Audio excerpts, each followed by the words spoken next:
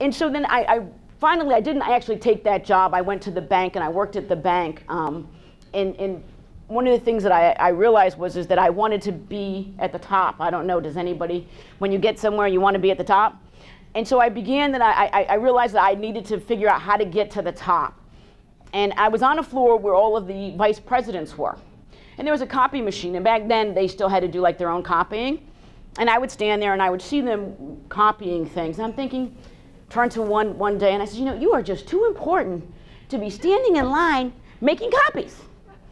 Let me do that for you. I'll make the copies and I'll bring them to your office. Well, I did. I made a copy for them and a copy for me. Why did I make a copy for me? Because I need to know what they need to know, because whatever they knew was how they became vice president, right? So I'm going to do that. So I made a copy for them, copy for me, and I read all the stuff. I'd wait to see if somebody threw something in the trash. I'd go dig it out later. It didn't matter. I was desperate. I needed to be like, at the top. And so whatever it took, I was willing to do. I had a supervisor who told me, because I want this position, and she says to me, are those the only earrings you have? And I'm thinking, no. She said, well, you wouldn't know it. And then she smiled, and I'm like, okay, I don't get it. She says, because those are the only ones you wear every day. And your point would be? She says, you have to dress for the job you want, not the job you have.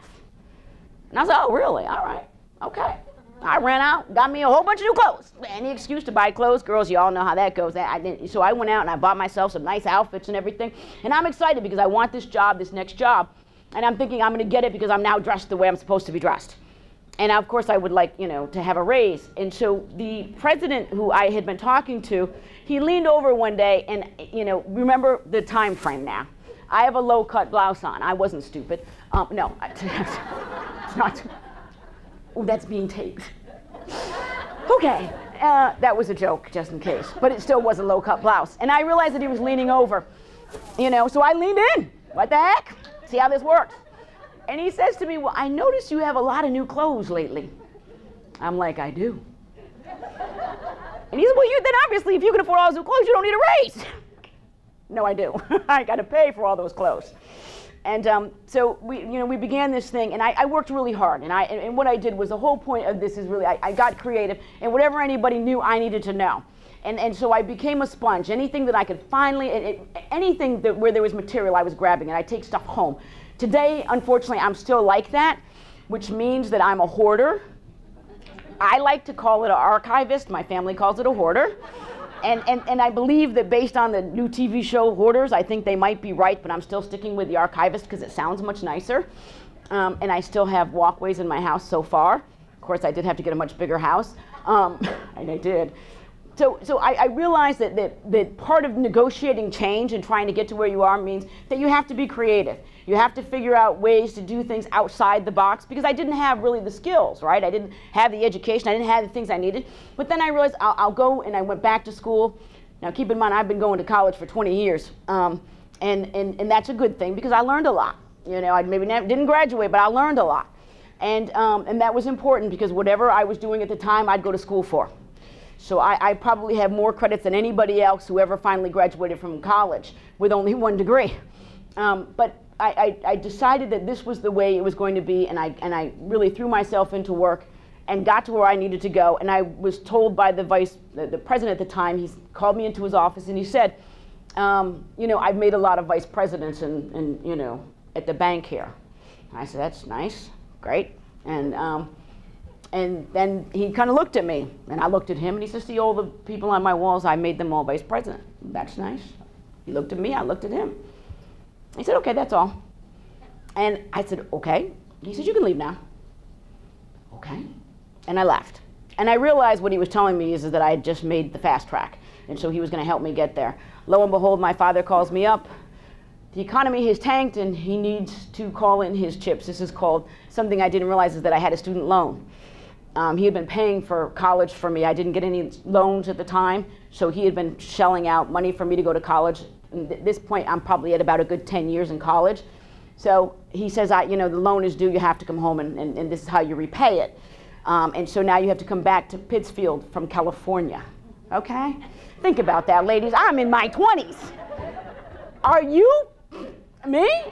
No. Oh, no. That's too much. That's like usurious in interest rates, I'm sure. We have to find a better way. My mother calls, they get me back, and I begin the second part of my journey is because now I love myself. Being black was cool. You know, because I got all the boys are, you know, chasing me stuff now, and I'm in the thing, and I've got it, and I like the person in the mirror, and I'm, you know, I'm on this fast track to the vice presidency. My life is going really good. Why do you want to mess it up? And I let him mess it up, and you know, like I said, I wasn't that bright. We all know that, and so I came back home, and the journey kind of kept going, and I, you know, had to go through stuff. But I actually slayed the dragon at my office in my mind. Was that Pittsfield was a place that really kind of beat the life out of me. But I was whole now, and I knew that, you know, I could go back there and I could win. And I did. And interestingly enough, at that time, I thought I won anyways. Turned out tokenism was the new thing, right? It's kind of like the new gray, black, whatever the thing's going on, you know. So everybody needed a black person, and I happened to be it. And I was on the cover of the newspaper all the time. I was invited to every party. I mean, remember, is in elementary school, I never got invited to the parties. You know, there's 32 kids in the classroom, and 31 got invited to the party. There was one that didn't get invited. That was always me. And so now I'm invited to every party, and I'm going out. I'm out every night. Life is grand. You know, I'm still looking good, which is a good thing, because that's all I had. Because I'm back in Pittsfield, and there are no brothers in Pittsfield. So I'm back in the same boat, just older and better looking. Go figure. You know, and so time whittles away. Long story short, now I'm getting older, and I need to do something. And I'm working for my father, and the business is not going well, and he dies. Tragically, quickly, he died very fast. But you know, my father and I would have never come back if he was not, in fact, you know, I want to say my guardian angel dressed as a devil, but he truly was. He was the love of my life in ways that I can't even talk about.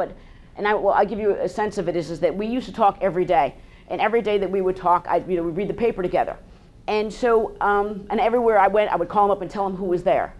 After his wake, I called him to tell him who was there. That's the level of the tightness that we had, and the fact that I was overwhelmed by this. But it led to another point in my life, which is the point that you're all hopefully looking to get to, which is that I realized as I'm cleaning out his house, he had written a series of letters about what he wanted to happen in life. He wanted to go to MIT. This is a guy who never graduated from high school, but he had dreams of going to MIT. And at the same time, I'm cleaning his stuff out and reading these letters to his mother when he's overseas. I see a series of books from Smith College. These are the books that you get when you're trying to get into the school for your application and what have you. There were 9 of them. I was determined to go to Smith. So every little while I would, you know, write away for the information, and there were 9 of them. So this juxtaposition of my father dying, his dreams not being realized, all of these books, and a good glass of Cabernet. It was the perfect storm that said, you know, it's time for a change. I have to do something. I have to now be in control of my life. And that was the seminal moment when all of the things that got me to where I am today happened. Is because I said, I've got to stop doing what everybody else wants me to do and start doing what's right for me. And I had to take in, you know, I kind of took a whole, again, went through that personal journey, tried to figure out who and what I was, you know, what was good, what was working, what wasn't. And I realized that, you know, I hated working for my father, but I loved all this charitable work that I had been doing.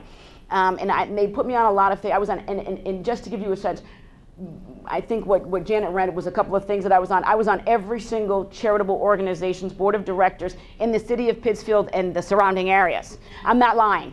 I could list them all, and there wasn't one that I hadn't sit on at some point or another. And it got to the point where I'd even said, you know, thanks but no thanks. They said, no, we want you anyways. You can just, you know, let us put your name on there. Never do that, by the way. Never do that, because they tell you that you don't have to do anything, but then they browbeat you into embarrassingly situations where they make you do something and you don't have the time to do it, and it ruins your life. But that also is something, because I realized that all these charitable things were things that I like to do. So I'm getting somewhere. I'm getting to the point where I realize that there's some things that I like. I realize that I have compassion. I like working and serving people. And I think truly, at the end of the day, serving people is serving yourself. And that was what I got from that. It's just that I was always serving, and I always felt good, no matter where I was. Helping people made me feel better. So I knew that was what I needed to do. So I went back to school. I got my degree. The good news is that my father, I'm sure, was laughing at me, because when he sent me to school the first time to a private all-girls institution in Washington, D.C., it cost $7,292 for an entire year on campus.